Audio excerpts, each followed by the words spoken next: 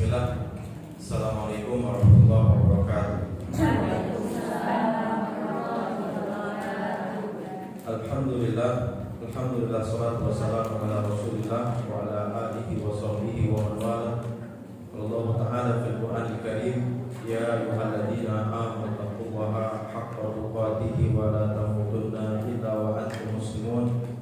Allahumma shalli wa sallim wa barik ala nabiyyina Muhammadin wa ala alihi wa sahbihi wa man tabi'ahum bi ihsan ila yaumil din. Baik, alhamdulillah, senantiasa memuji dan bersyukur kepada Allah Subhanahu wa taala atas nikmat-nikmatnya, terutama adalah nikmat sehat dan nikmat waktu luang, sehingga dengan dua nikmat ini kita semuanya bisa hadir di majelis ilmu. Karena ada orang yang sampai detik ini gak ada waktu untuk thalabul ilmi, masih berangkat pagi buta, pulangnya gelap gulita, pagi menjadi siang, menjadi malam, malam menjadi siang, masih fokus mengejar sebuah penghidupan yang baik, tapi belum banyak waktu untuk mempersiapkan kehidupan kematian yang baik. Jadi ada penghidupan yang baik, ada kematian yang baik. Kalau untuk penghidupan yang baik itu sudah dipikirkan terus, apalagi para orang tua hari ini. Untuk anaknya sukses saja, TK-nya daftar ulangnya saja cari 15 juta, 25 juta untuk TK-nya saja. Belum SD-nya, SMP-nya, perguruan tingginya pasti yang favorit dan bonafit. Itu dalam rangka apa? Supaya anaknya mendapatkan penghidupan yang baik. Tapi untuk mendapatkan kematian yang baik, itu kadang anaknya, mohon maaf ya, belajar TPA itu di masjid, SPP-nya cuma 50.000. Itu nunggaknya saja sampai 5 bulan. Padahal bekal untuk anak supaya mendapatkan kematian yang baik.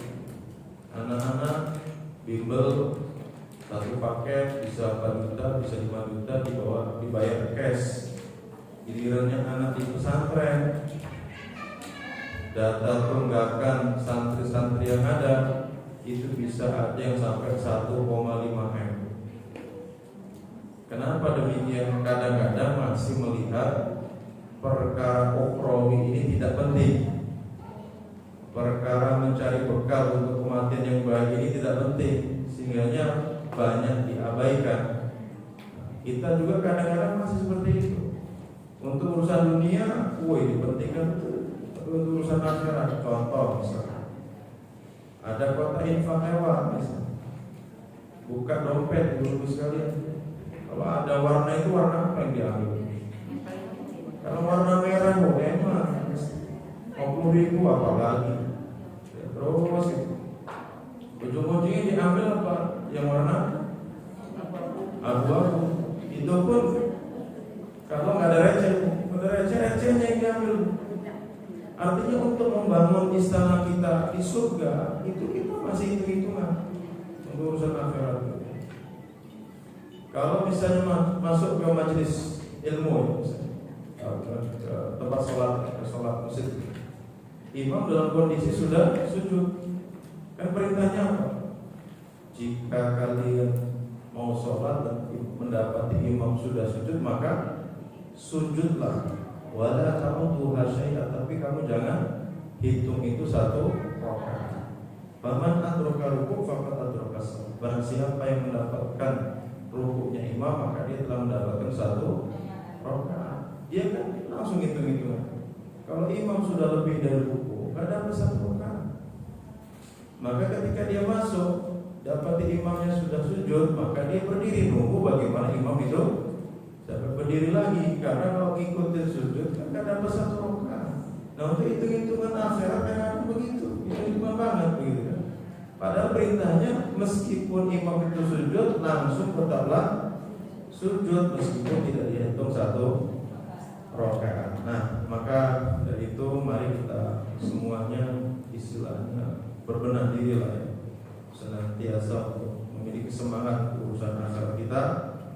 Karena hakikatnya untuk menggapai surga ini ibarat perjalanan yang mendaki, sulit, berat.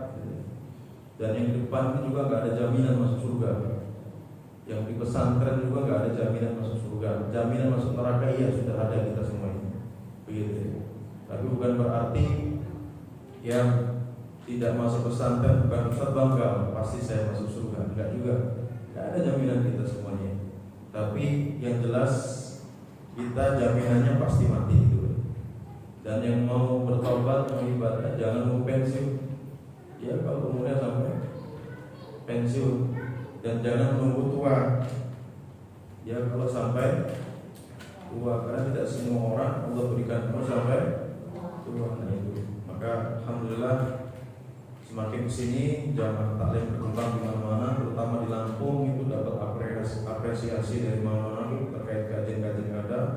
Banyak tempat-tempat kajian muncul di mana-mana. Apalagi di itikaf kemarin kita bisa lihat istilah kata semangat ibadahnya kaum muslimin di Masjid Al-Quran itu sempat sampai 950 yang itikaf kemarin di malam Ramadan. Masya Allah ya. Mudah-mudahan tanda baik Lampung semakin syar'i, Lampung semakin maju untuk ibadah kepada Allah Subhanahu wa taala. Salam dan salawat kepada surah pada kita Nabi Muhammad sallallahu alaihi wasallam serta keluarganya, para sahabatnya dan para Islam di atas istiqomah di atas jalan sampai hari. Baik, Alhamdulillah. Ya, sebelumnya ini saya bawa izin ngurus ada yang sudah ngisi yang pernah ikut kajian saya nggak usah. Jadi saya minta nama, alamat sama nomor harfi. Jadi ikut kajian kita harapkan isi supaya nanti ketika ada penjelasan yang kurang kita bisa share di grup, kita masukkan di grup nanti. Sekaligus ibu-ibu boleh nanya, tapi jangan berharap langsung dijawab sama Ustaz ya. Karena ada waktunya jawab itu nanti ada waktunya setiap jam berapa seperti itu. Silakan dia mencoba siapa yang berkenan saja. Jadi nanti ada grup silaturahmi antar umat sini, umat yang di Buntung, umat yang di Villa Citra, umat yang di Waihari dan sebagainya. Mudah-mudahan nanti kita buat acara besar juga, bisa bertemuan bersama. Baik, pada kesempatan lagi menjelang siang ini kita akan menjelaskan tentang wajibat sholat, kewajiban di dalam sholat.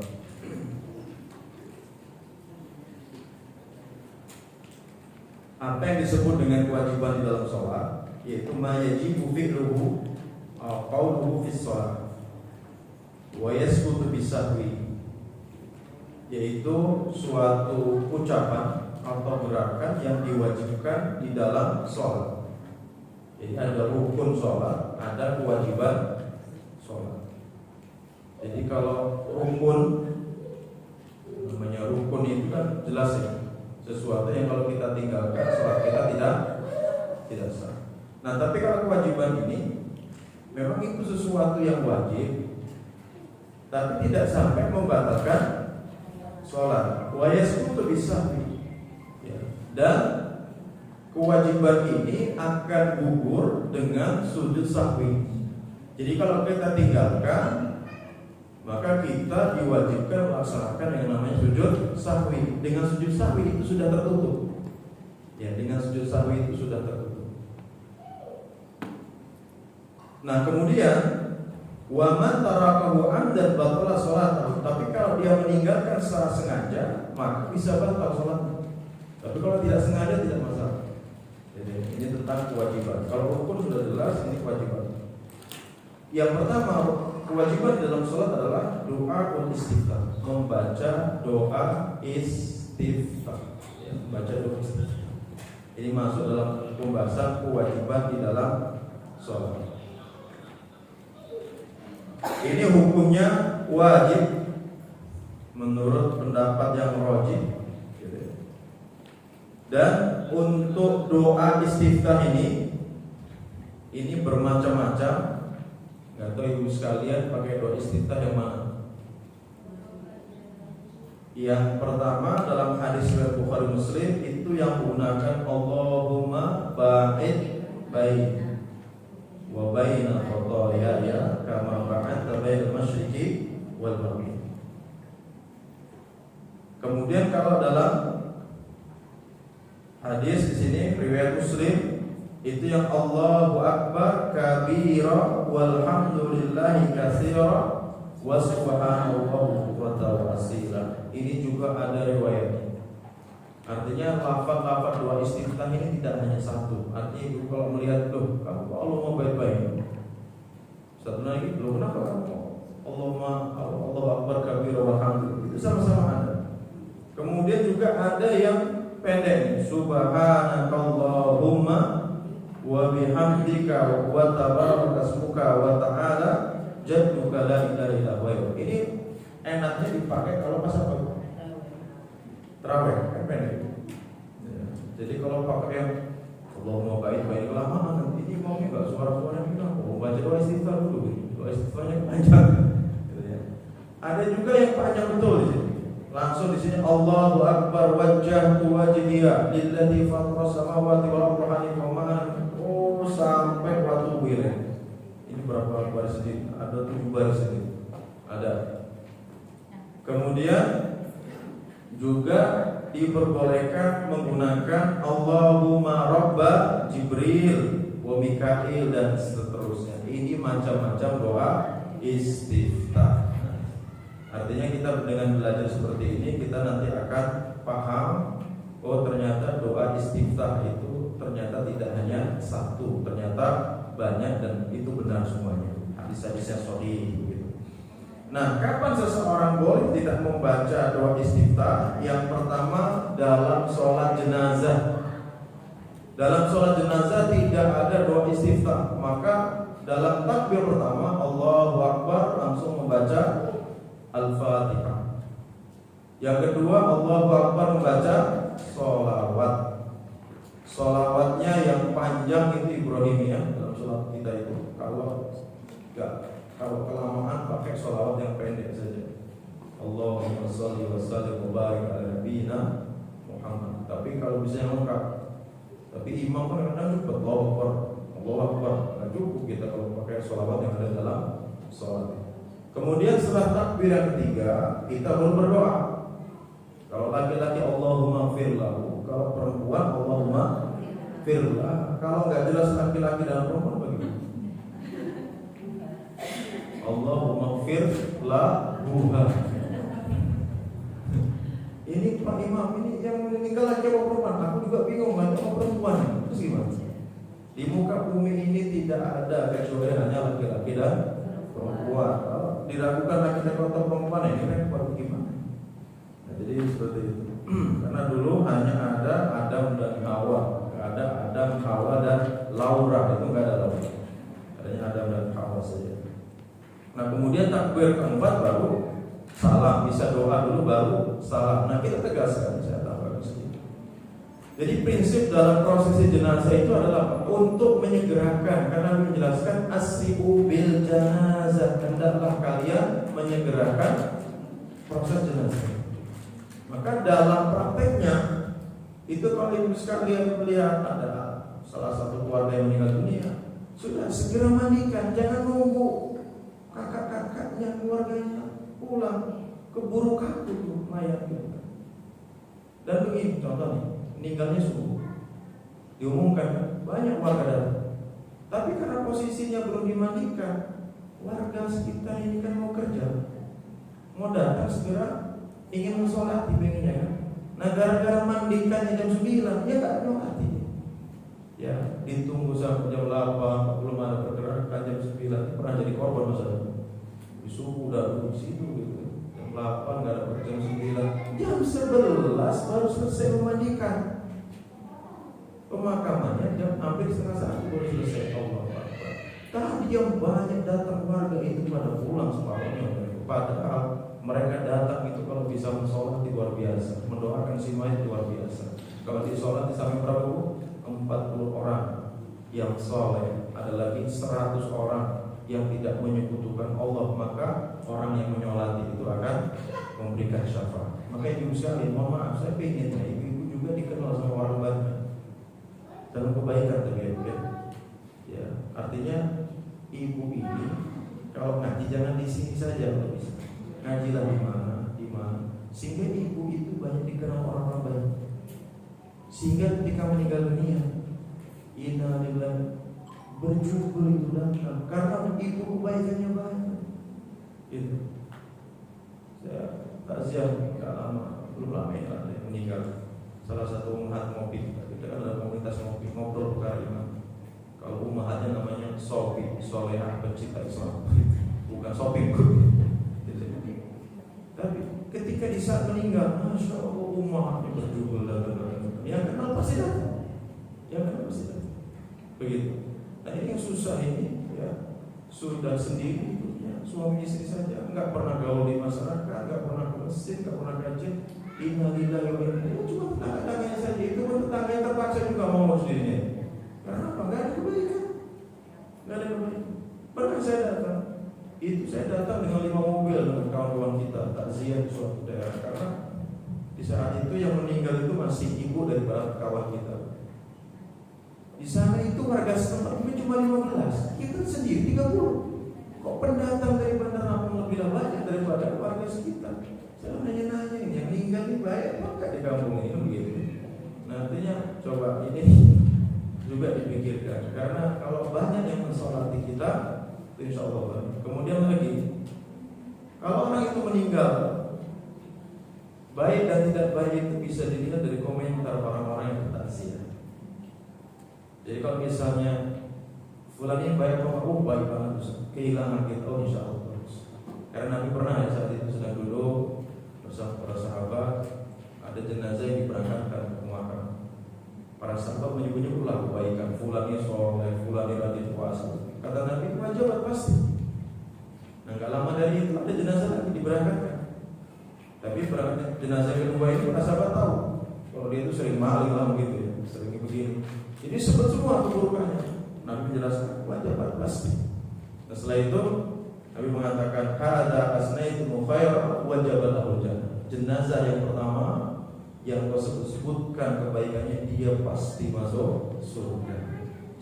Sedangkan jenazah yang kedua yang kau sebutkan keburukannya, maka dia pasti masuk ke dalam neraka. Antum syuhada'ullah fil ardi, karena kalian adalah saksi-saksi Allah di muka bumi ini. Jadi sekalian, dalam pembahasan di sini, kalau ada yang meninggal cukup datangi 3 orang yang soleh. Tanya, Pak, fulan yang meninggal bagus nggak? Oh, baik banget. Datang ke masjid pertama, bahkan dia bersihkan masjid. Padahal dia bukan mahfud masjid, bukan pengurus masjid. Wah, itu sudah jelas. Kita kehilangan misalkan itu mantap. Tapi ketika dia meninggal, gimana fulan Pak? Alhamdulillah dia meninggal. Kita bersyukur betul dia meninggal. Aman desa ini, sudah ini. Selesai sudah sekarang.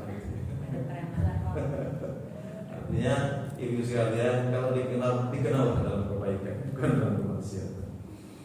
Baik, ini terkait dalam sholat jenazah itu tidak ada doa istiftah.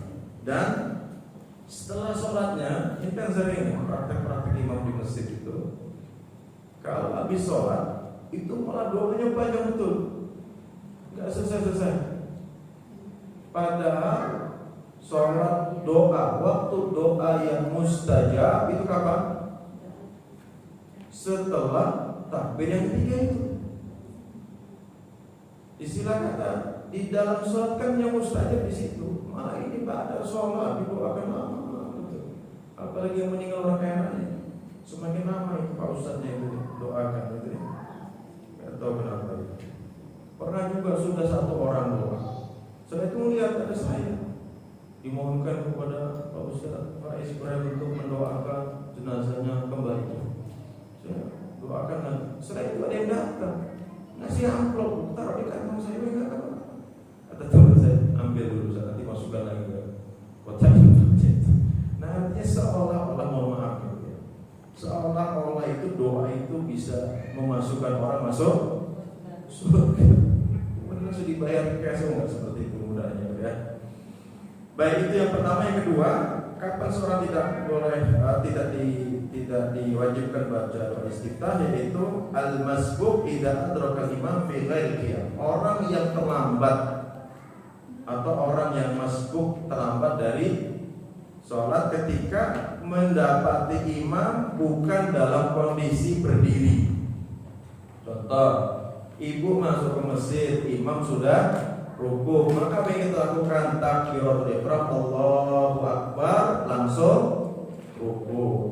Kita dapati imam i'tidal, Allahu Akbar, kemudian kita Allahu Akbar untuk i'tidal. Kita dapati imam sujud, Allahu Akbar, kita langsung sujud. Nah, kalau kita mendapati imam dalam posisi ruku dan kita mendapatkan rukunya yang sempurna, ruku sempurna, dia masih posisi ruku begini sempurna, maka kita dicatat mendapatkan 1 rakaat itu. Berarti orang yang masbuk adalah orang yang masbuk selama dia masih mendapati rukunya imam masih dapat 1 rakaat. Tapi kalau lebih daripada itu tidak dihitung 1 rakaat. Maka orang masbuk gugur membaca doa istiftah, begitu juga al-fatihah. Ya, al-fatihah dia tidak wajib kalau bagi orang masbuk, tapi sah sholatnya rakaat pertama itu dia dapat. Itu seperti itu. Baik, ini untuk yang pertama doa istiftah. Yang kedua, kewajiban dalam sholat adalah al-isti'adzah qabla al-qiraah, membaca ta'awudz atau al-isti'adzah sebelum membaca al-Fatihah. Lafaz isti'adzah ini ada 3. Yang pertama, a'udzu billahi minasyaitonir rajim. Ini yang umum dipakai. Kalau mau yang pakai yang kedua, ada a'udzu billahi samiil alim minasyaitonir rajim. Ada yang kedua. Jadi tambahannya a'udzu billahi samiil alim minasyaitonir rajim. Ada sami al alim. Kemudian ada yang lebih lengkap lagi, a'udzu billahi samiil alim minasyaitonir rajim min hamzihi wa nafihi wa nafsihi. Apa lu? Gak usah, udah mau. Yang pertama saja udah benar. Kalau mau lengkap ya silakan. Nah, untuk isti'adzah ini saya perhatikan kayaknya banyak orang sholat tuh nggak baca isti'adzah, nggak baca ta'awudz. Apalagi imam tuh kan Allahu Akbar, alhamdulillah. Doa istiftahnya kapan dia baca ya? Kemudian ta'awudznya kapan? Masuk Al-Fatihah. Coba perhatikan. Apalagi bapak imam itu kalau sholat zuhur sama sholat asar itu sudah kayak ekspres. Jadi di dalam sholat bacaan itu nggak boleh dibatin, harus talafut, karena jelas kan? Surat pertama kali turun bunyi ayatnya apa? Iqra. Iqra itu maksudnya tetap dilafazkan, keluar suara, tetap keluar suara. Meskipun kalau dalam sholat berjamaah suara itu hanya didengar oleh kita.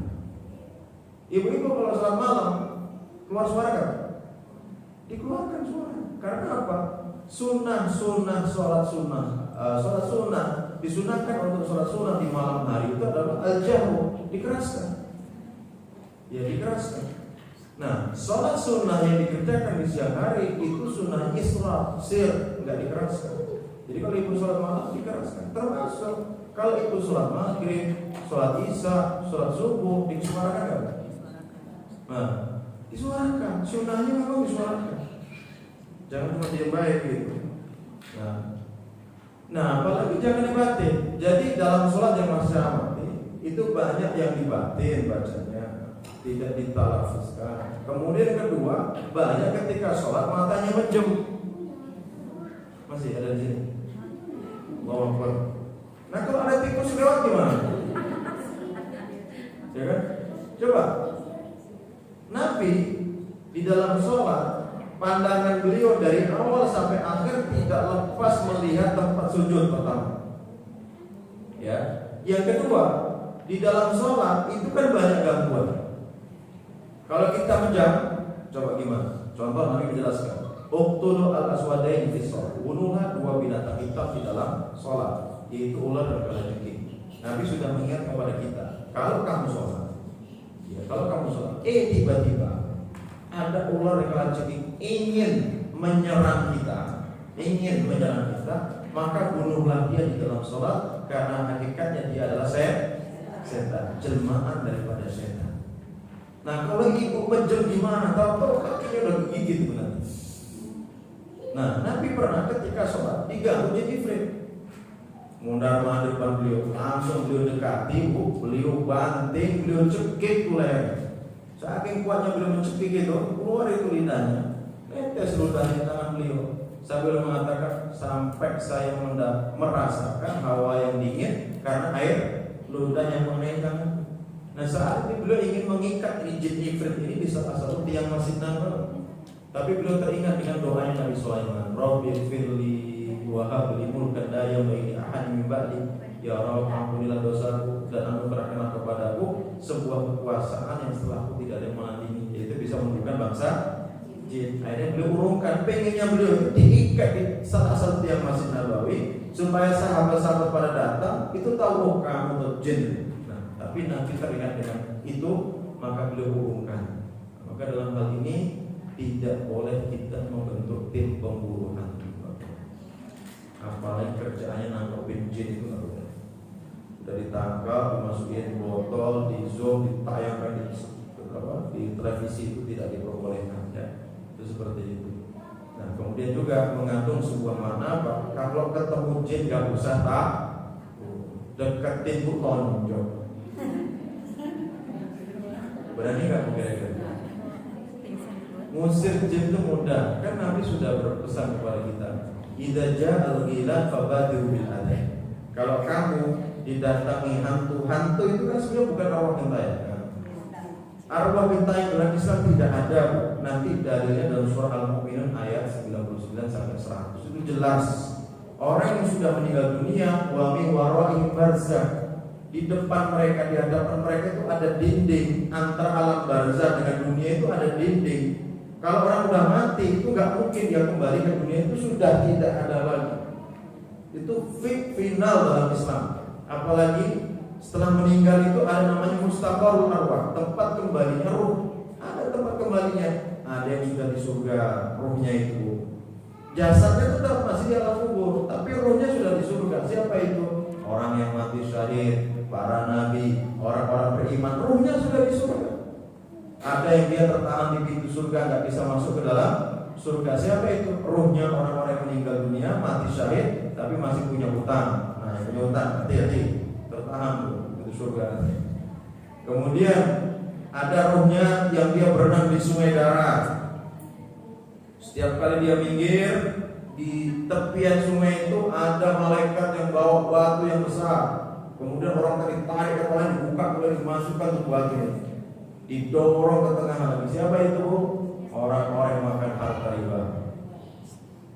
Jangan bangga bu, punya tabungan banyak. Nah, di antara produk kita punya BMT. Hari ini sistemnya sedang kita buat, namanya mobile BMT. Nggak usah mobil bank lagi, ada mobile BMT. Insyaallah kita sudah 3 tahun, maka ibu bukan promosi bu ya. Promosi, cuman ini sebagai solusi kita. Bagaimana? Kan Ustaz sering bilang, riba itu haram ini. Solusinya apa Ustaz? Bingung juga ya. Ustaznya kan punya duit juga kan? Nah, akhirnya sekarang sudah terjawab. Jadi ibu kalau punya kebutuhan apa-apa bisa ke BMT kita, kantor kita di Pramuka di belakang Pak Susono. Ya, jadi kalau hanya sekedar belanja kasur, masa sih sampai harus bertarung dengan riba kan? Beli motor masa sih harus bertarung dengan riba kan begitu. Karena dalam proses pembelian kalau lewat-lewat yang seperti itu pasti ada denda itu jelas riba. Apalagi akadnya nggak jelas dan sebagainya. Nah, maka perlu dipahami.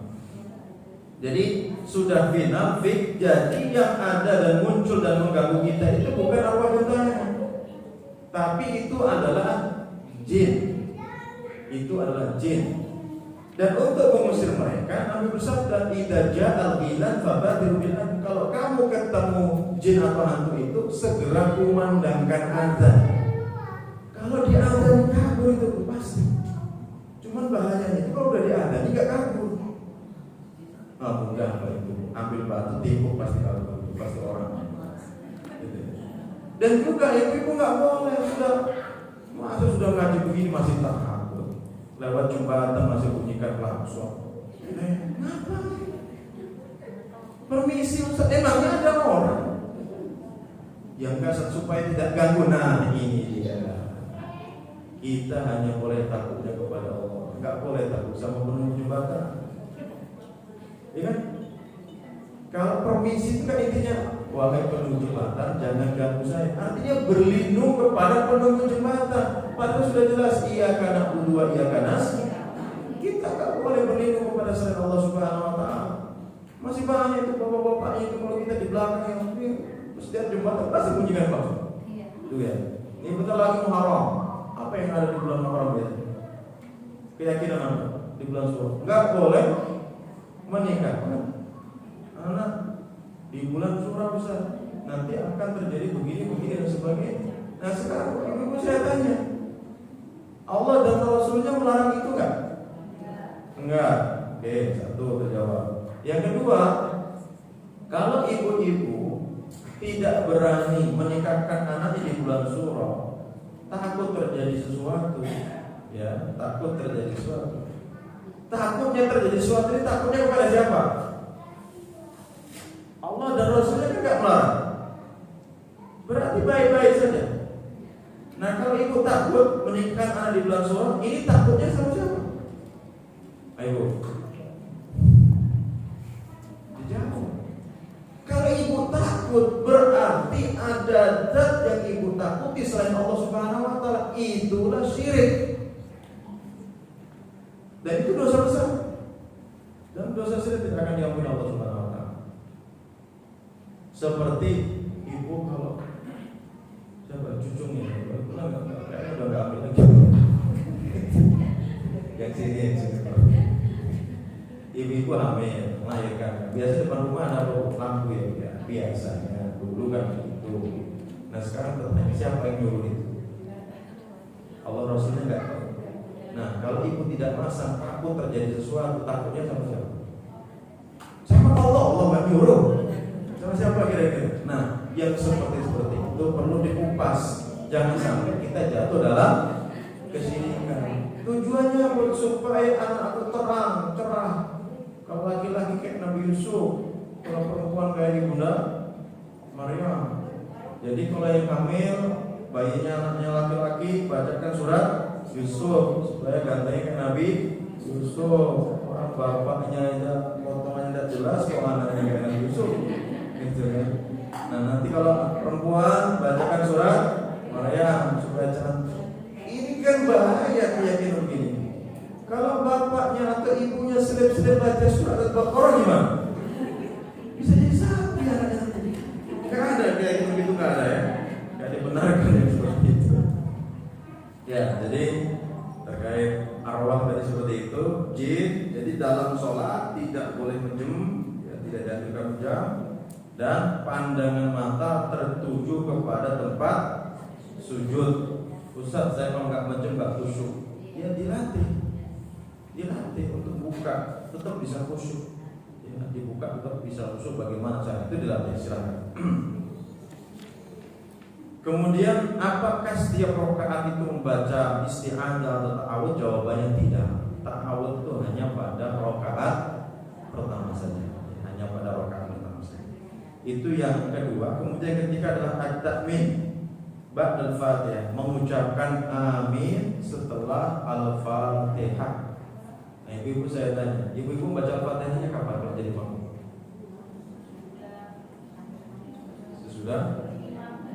Sesudah imam baca Al-Fatihah, setelah bacaan amin.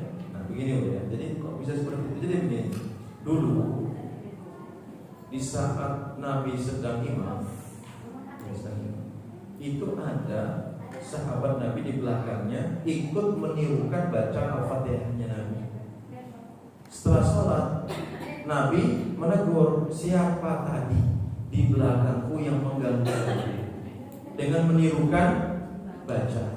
Bukankah kalian jika dipendengarkan Al-Quran untuk diam dan dengar? Nah maka dari hukum itu muncullah sebuah kesimpulan bahwasanya ketika imam baca Al-Fatihah, makmum itu diam mendengarkan. Tidak boleh qomat kamit ikut menirukan bacaan imam. Maksudnya seperti itu. Nah, karena membaca Al-Fatihah itu hukumnya wajib, maka kapan membaca Al-Fatihahnya? Setelah amin itu ada sakta. Sakta itu jeda ya. Jeda antara amin itu kan imam nanti baca surat itu kan ada jeda sedikit gitu. Nah, ibu manfaatkan itu untuk baca Al-Fatihah. Ustaz, saya belum selesai Al-Fatihahnya, imam sudah membaca surat, selesaikan baca Al-Fatihahnya. Karena apa? Membaca Al-Fatihah hukumnya hukum atau wajib. Nah, sedangkan mendengarkan baca imam yang surat itu hukumnya sunnah. Itu seperti itu. Jadi ibu baca Al-Fatihah di sana. Loh, kenapa tetap harus membaca Al-Fatihah? Karena itu hukumnya wajib. Ini pembahasan yang panjang lebar di sini. Nah, kemudian disimpulkan bahwasanya membaca Al-Fatihah hukumnya wajib bagi imam dan makmum, baik dalam sholat sirriyah maupun dalam sholat jahriyah. Jadi meskipun kita makmum tetap kita membaca Al-Fatihah. Itu seperti itu. Lalu Ustaz, ada yang bilang kalau imamnya sholat jahar Al-Fatihah dia nggak baca, udah terserah dia, keyakinan dia. Tapi pendapat yang rajih tetap kita di belakang imam meskipun sholat jahriyah tetap baca Al-Fatihah. Seperti itu. Nah, untuk amin ini ada keutamaannya ini sekalian. Maka kalau amin jangan males ya. Kan ada yang amin itu gini. Amin itu nada. Salah, jangan yang pendek begitu. Jadi A-nya itu agak dipanjangkan 2 rakaat ya.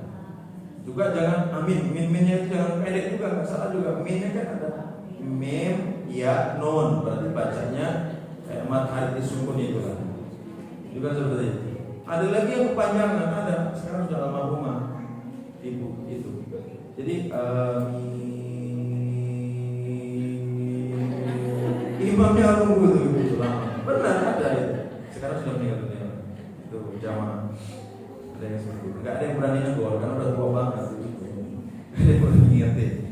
Jangan panjang-panjang itu enggak ada yang berani. Imamnya itu enggak ada yang berani. Nah, idza amana imam fa amin. Jika imam mengucapkan amin, maka aminkanlah, fa innahu man wafaqa ta'minuhu ta'minal malaikah ghufira lahu ma taqaddama min dzambi. Karena jika aminnya kalian itu berbarengan dengan aminnya malaikat, maka akan diampuni dosa-dosa yang telah lampau. Itu keutamaan baca amin. Ya, baca amin.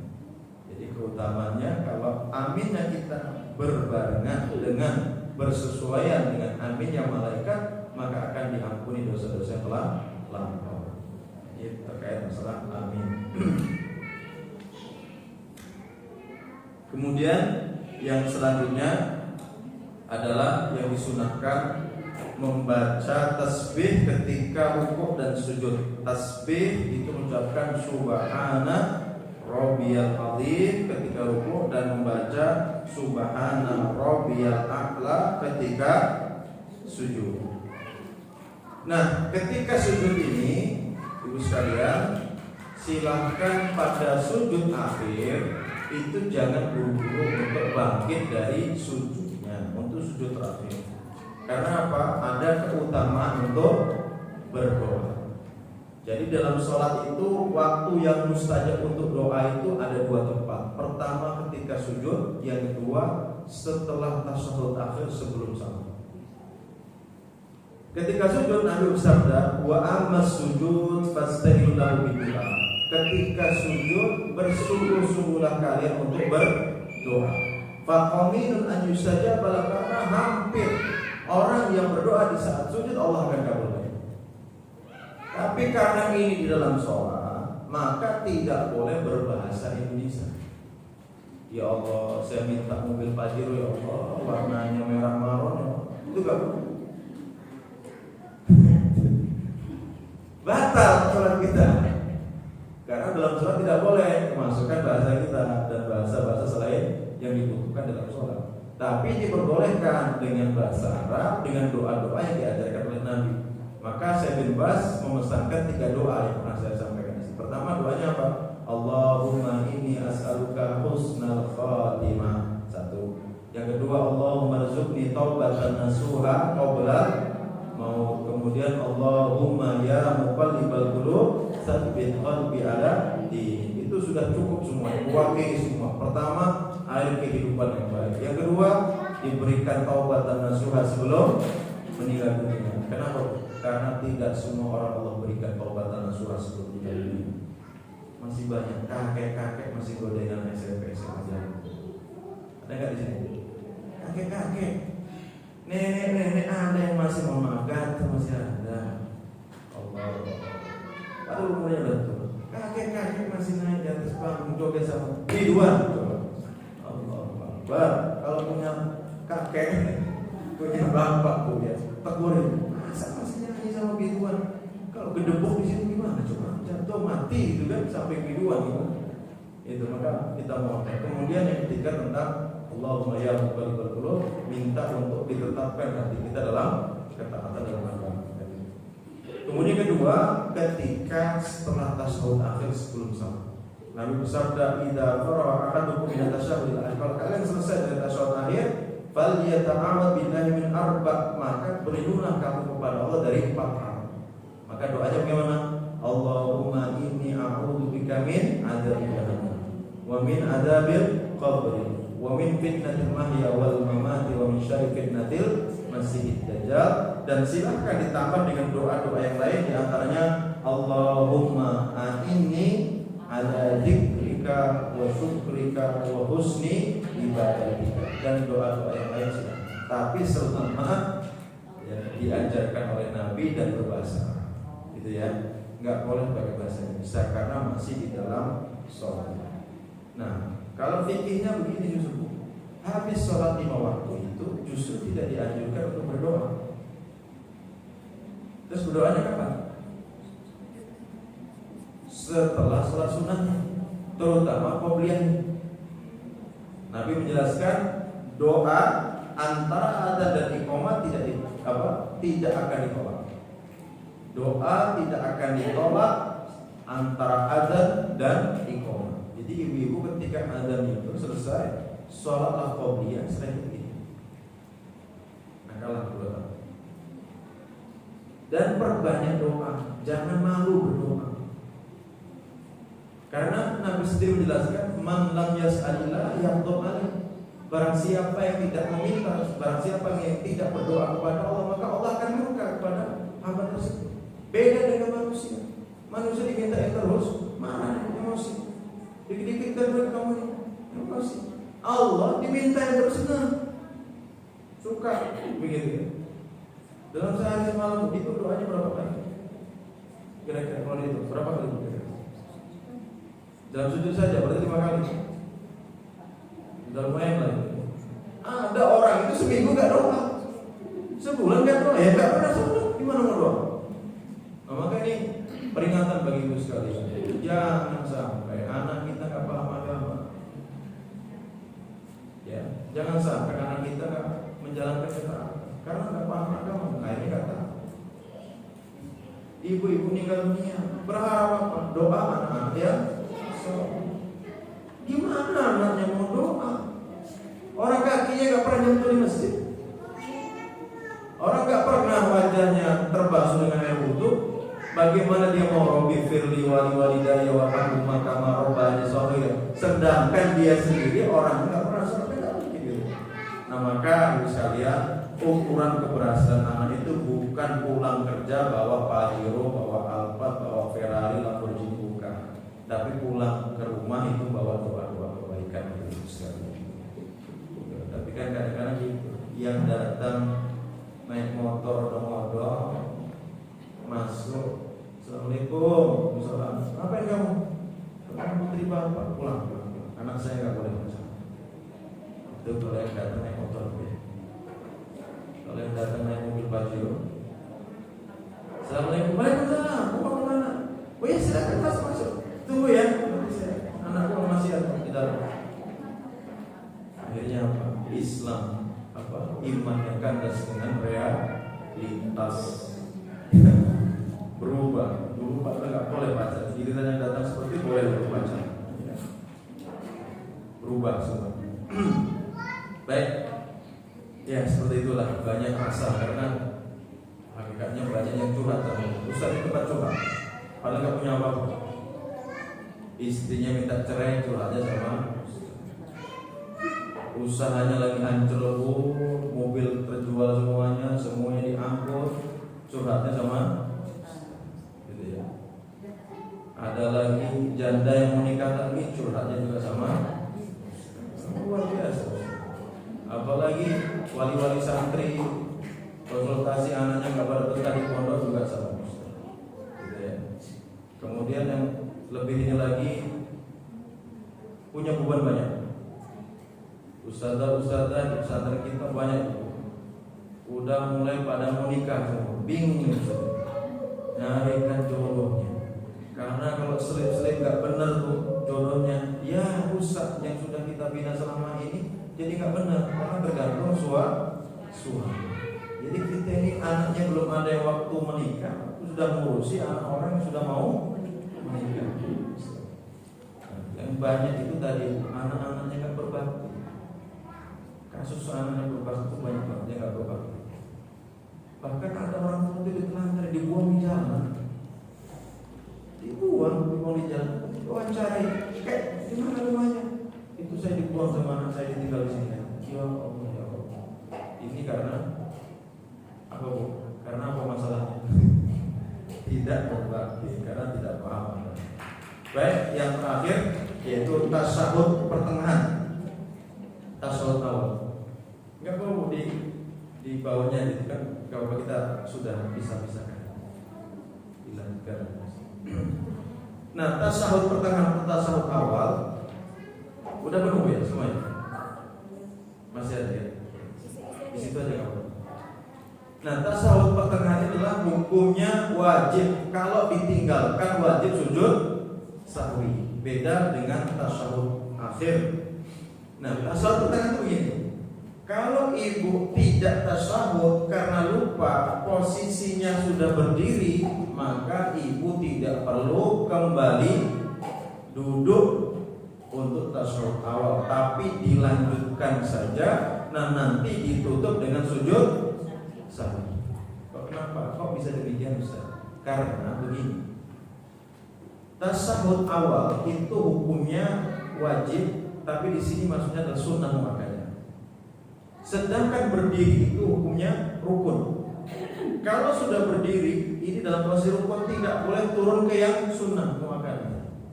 Maka bagi yang lupa sudah posisinya tegak begini, maka lanjutkan, dan itu hadisnya sahih. Tapi kalau ibu-ibu baru begini, baru mau bangkit, ingat belum tasyahud awal saya, sudah duduk lagi. Jadi ditinggal, dilihat posisinya. Kalau sudah berdiri tegak, ya berarti tidak boleh duduk, lanjutkan saja, ditutup dengan sujud sahwi. Nah, masalahnya tidak semua jamaah paham akan seperti ini. Ketika imam itu lupa tasyahud awal posisi berdiri, kan makmumnya subhanallah. Imam tetap pada penjelasan seperti ini, lanjutkan saja dia sampai akhir itu apa? Di subhanallah terus. Akhirnya lama-lama apa? Imamnya ngalah, duduk dia. Duduk. Setelah itu dia baru jelasin begini Allahu Akbar. Nah itulah karena dia makmumnya tidak paham. Artinya kalau sujud awal itu lupa, nggak apa-apa, lanjutkan saja, nanti ditutup dengan sujud sahwi. Baik, pertanyaannya lagi, di dalam sujud sahwi apa doa dalam sujud sahwi? Ibu kalau sujud sahwi baca apa? Subhanallah, la yanamil wa la yasub. Doanya seperti kita baca sujud.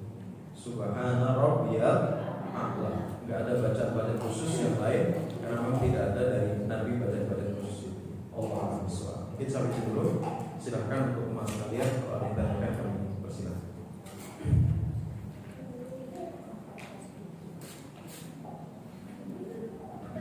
Ya, saya kembalikan. Mana? Baca lagi.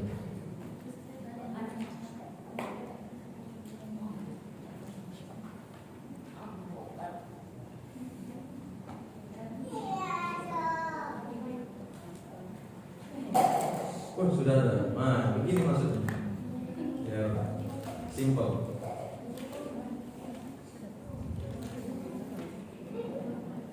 Baik, batalkan sholat jika sambil menahan buang angin.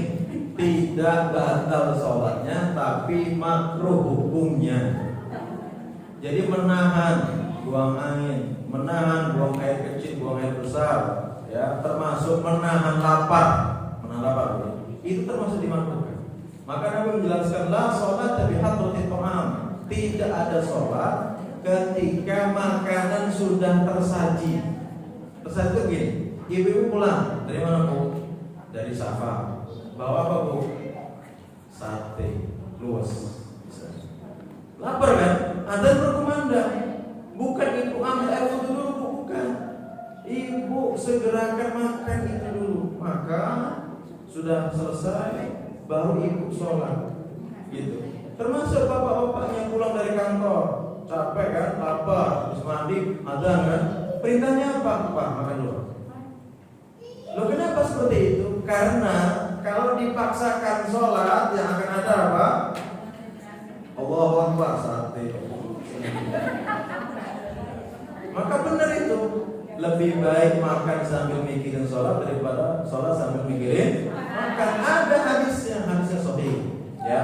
Kemudian dan tidak ada sholat bagi orang yang menahan buang angin, buang air kecil, buang air besar. Jadi menahan hadas. Jadi yang mau ketut itu dilihat tekanannya. Kalau mau sholat itu kok ada terasa mau ketut di sini. Kalau tekanannya rendah dan biasa-biasa saja dan biasa bisa ditahan, itu silakan. Tapi kalau sudah tekanan itu sedang, agak tinggi, udah kentutin dulu. Jangan dipaksakan masuk sholat. Karena kalau dipaksakan, Allahu Akbar, ujung-ujungnya gak khusyuk. Karena itu mengganggu kekhusyukan. Jadi tidak membatalkan, tapi hukumnya dimakruhkan. Nah, ada pun Ustaz, saya kadang ragu, ketut enggak ya, dan sebagainya. Nabi menjelaskan, lain sorry, ada orang yang mengadu tentang hal itu, ya Rasulullah, saya ragu ketut apa tidak ya, ketut apa tidak. Nah, maka Nabi berkata, lain sorry, kamu jangan tinggalkan tempat sholatmu hatta yasma'u sautan aw yajidariha, sampai kamu mendengar suaranya atau mencium baunya. Jadi ibu kalau ragu, dengar gak suara ketutnya? Gak dengar. Baunya gak ada. Udah lanjutkan. Ya, lanjutkan. Ketut kan ada dua Bu ya. Ada yang suaranya keras, namanya gurot. Ada yang baunya baik ya. Suaranya gak ada. Nah itu yang kadang lebih menjengkelkan. Yang selanjutnya, bagaimana jika lupa membaca basmalah ketika tengah berwudu? Mau berwudu ya. Jadi kalau untuk basmalah ini sifatnya juga sunnah, bukan masuk dalam bab rukun. Yang rukun justru niatnya. Niat, kemudian basuh tangan, basuh muka, kemudian basuh sampai situ, mengusapnya dan kaki, itu yang rukun. Itu yang rukun. Artinya baca bismillahnya, kemudian 3 kalinya dalam membasuhnya itu kan sunnah. Kalau memang airnya terbatas cukup sekali basuh saja.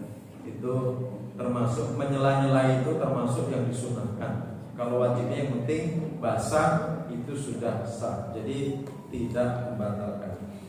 Kemudian bagaimana kalau kita tidak baca apa-apa waktu sholat jenazah, hanya mengikuti imam karena tidak hafal doa-doanya? Kalau ibu itu nggak hafal doanya, minimal Allahumma fir lahu warhamhu wa'afihi wa'fu anhu, udah gitu. Kalau nggak hafal juga Allahumma fir lahu, sudah. Kalau laki-laki, kalau mak Allahumma fir laha, ya Allah ampunilah dirinya. Jangan pakai bahasa Indonesia, karena laki-laki dalam sholat, ya dalam sholat. Ya sempatkan untuk bisa hafal. Kalau juga nggak hafal-hafal, daftar guru TPA. Nanti ngambil materi doa, insya Allah hafal. Karena biasanya guru lebih hafal juga daripada anaknya kan. Dipaksa untuk hafal. Jadi Allahumma fir lahu kalau laki-laki, kalau perempuan Allahumma fir. Selanjutnya, apa yang dapat membatalkan menggugurkan syahadat seorang muslim, baik perkataan serius atau candaan yang orang tersebut tidak menyadarinya. Jadi dalam pembahasan akidah ada namanya al-istihza'u fiddin. Al-istihza'u fiddin. Al-istihza' itu apa? Melecehkan agama atau mengolok-olok agama. Itu asbabul wurudnya begini, asbabul nuzulnya. Jadi ada orang-orang munafik itu menghina Nabi dengan mengatakan, kami tidak melihat seseorang yang paling busung perutnya, yang paling takut bertemu dengan musuh dan paling dusta melainkan mereka. Dan itu ditujukan kepada Nabi dan para sahabat. Orang munafik ngobrolnya. Setelah itu omongan ini sampai kepada Nabi. Nabi marah. Artinya mereka nyamperin Nabi bahasanya. Nabi masih di atas onta. Mereka bergelayutan, ya Rasulullah, inna kunna nakhudhu wa nal'ab. Ya Rasulullah, kami hanya bersedekah, kami hanya bercanda, kami enggak serius ngomong seperti itu. Nabi enggak noleh sedikit pun. Karena Nabi itu, ya jangankan dipanggil, jangankan didekat. Ya kalau misalnya ya Rasulullah, beliau membalikkan badannya, bukan hanya kepalanya saja. Ini ada orang munafik minta begitu, enggak ditengok sedikit pun, enggak dilirik sama sekali sama Nabi. Justru Nabi saat itu apa? Qul abillahi ma'aka. Qul abillahi wa ayati wa rasulihi kuntum tastahzi'un. Apakah dengan Allah, ayat-ayatnya, rasul-rasulnya kalian mengolok-olok? La ta'tadu. Kamu enggak usah minta maaf. Karena kalian sudah kafir setelah beriman. Maka mengolok-olok atau menghina syariat meskipun dalam bentuk candaan dia telah kafir, enggak boleh. Ada kan yang mengatakan juga begini, ada lagi di pleset-plesetin Al-Quran, enggak boleh. Itu namanya mengolok-olok syariat, bercanda. Apalagi mengatakan yang jilbab ini kayak tega berjalan, yang laki-laki jenggotnya panjang dibilang apa? Kambingnya siap dikurban. Itu namanya melecehkan syariat. Yang seperti itu enggak boleh. Bahkan untuk candaan saja enggak boleh. Termasuk itu sekalian, enggak boleh membenci syariat. Apapun itu bentuk syariat enggak boleh dibenci. Contohnya yang paling tidak suka lagi itu apa? Syariat poligami. Ngomong gini aja, Pak, pinter ngomongnya. Apa ngomongnya? Pak, saya sepakat dengan poligami. Saya setuju. Ambil 100% saya setuju. Yang penting bukan bapak saya aja yang poligami. Udah gitu. Bukan apa ya, udah gitu aja sih, bukan. Yang penting bukan apa aja lah gitu. Artinya nggak boleh. Ibu-ibu karena ibu ini nggak adil, syariat Islam tuh bagaimana begini, bu. Poligami itu ibarat kata pintu emergency. Di dalam pesawat ada pintu emergency, di bis ada kaca emergency. Itu sewaktu-waktu boleh dibuka dalam kondisi apa? Darurat. Kalau memang ada kebutuhan untuk poligami, ya sudah, tidak masalah, dibuka. Kebutuhannya apa? Kapan-kapan dibahas. Kapan-kapan dibahas. Yang jelas ibu sudah pasang badan. Tidak. Enggak semuanya memang ya. Legowo itu enggak semuanya. Tapi benar, tetap ada orang-orang itu yang hatinya itu beda. Ini kayaknya tipe-tipe inilah ummahatul muslimin. Jadi saya punya tetangga cerita, dulu punya tetangga. Suaminya itu istrinya itu yang nyarikan saya dulu. Nyarikan itu saya dulu pas yang jodohin dan sebagainya. Nah, jadi istrinya ini sampai hari ini masih hunting hunting akhwat untuk suaminya itu. Sempat kemarin itu dinadorkan oleh istrinya, masa berangkat itu ada akhwat di sana siap untuk dipoligami. Diantar sama istrinya, dicarikan. Tapi suaminya kan suami pemalu gitu kan. Wah, cocok betul ini. Ya, kalau misalnya yang di depan yang ditawarkan, langsung maju ini. Sayang itu dia kan gitu yang ditawarkan. Memang suaminya nggak berani ya begitu. Jadi dicarikan. Nah, ibu ada nggak sampai menyarikan? Jangankan nyarikan. Ngomong itu lah. Siap-siap ya, tas. Pakaiannya sudah di luar rumah semua. Baik, Ustaz, yang dimaksud mungkin itu ya. Kalau yang membatalkan itu banyak, yang bisa membatalkan syariat, menggugurkan syariat itu banyak sekali ya. Di antaranya adalah meyakini ada agama selain Islam itu agama yang benar. Berarti yang meyakini tentang pluralisme, semua agama itu benar dan mutlak. Ya termasuk ada yang menjelaskan bahwasanya syariat di luar syariat Islam itu lebih baik daripada syariat juga mutlak. Barang siapa yang menjadikan antara dirinya dengan Allah itu perantara, dia bergantung kepada sebagainya, itu juga termasuk kita tidak berani mengkafirkan orang kafir. Jelas kalau dia orang kafir harus kita kafirkan. Kalau kita ragu mengkafirkan mereka, kita yang kafir.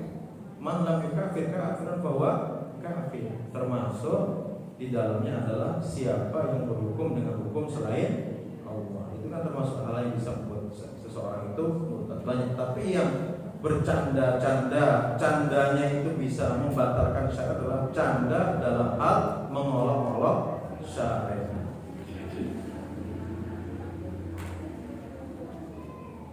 Oke, masalah akikah itu hukumnya gimana? Wajib atau bagaimana? Akikah hukumnya sunnah muakkadah. Dia tidak masuk dalam kategori wajib harus dilakukan. Tapi ibu sekalian harus paham tujuan daripada akikah itu apa? Sebagaimana sabda Nabi, kullu ulamin rohinatun bi akikati. Setiap anak itu tergadai dengan akikahnya. Tergadai itu maksudnya apa? Seorang anak itu terhalang. Imam Ahmad menjelaskan anak tersebut terhalang untuk memberikan kebaikan atau syafaat kepada orang tuanya nanti pada hari kiamat. Berarti bagaimana? Ibu-ibu yang punya anak belum akikohan, diakikohin. Meskipun akhirnya nggak masalah. Meskipun sunahnya pada hari ke-7. Kalau tidak bisa pada hari 14. Kalau tidak bisa, dan harus kambing. Kalau yang kaya raya, Ustaz kok kambing sih kecil amat? Aku tak nyembelih kebo atau sapi, nggak boleh. Kambing. Ustaz, aku nggak punya duit, udah aku pakai ayam, namanya ingkung. Kalau enggak, aku tak pakai telur, namanya among-among, nggak sah. Yang akikahnya pakai telur namanya among-among, bukan akikah. Udah telur satu di belah 8 lagi. Itu nggak sah, itu bukan akikah. Akikah harus kambing yang disembelih. Dan tidak harus jantan bu, nggak harus yang mahal. Kalau ibu punyanya uang mungkin cuma 1.500.000, dapatnya betina pun sah. Ya, betina. Yang penting berkaki 4 dan namanya embek. Kan begitu. Nah karena banyak orang-orang hari ini masih belum. Nah termasuk ibu-ibu, boleh ibu-ibu kalau merasa sebelumnya belum diakikah oleh orang tuanya, boleh nggak akikah untuk sendiri? Boleh. Karena sebagian ulama menjelaskan kalau kamu yakin belum diakikahi, maka akikahlah diri kamu sendiri. Kalau apa masalah nanti pas pengajian begini ibunya suruh makan daging kambing. Oke demikian sekarang sudah terjawab semua di sini ya. Mudah-mudahan bermanfaat. Saya akhiri dahulu. Assalamualaikum warahmatullahi wabarakatuh.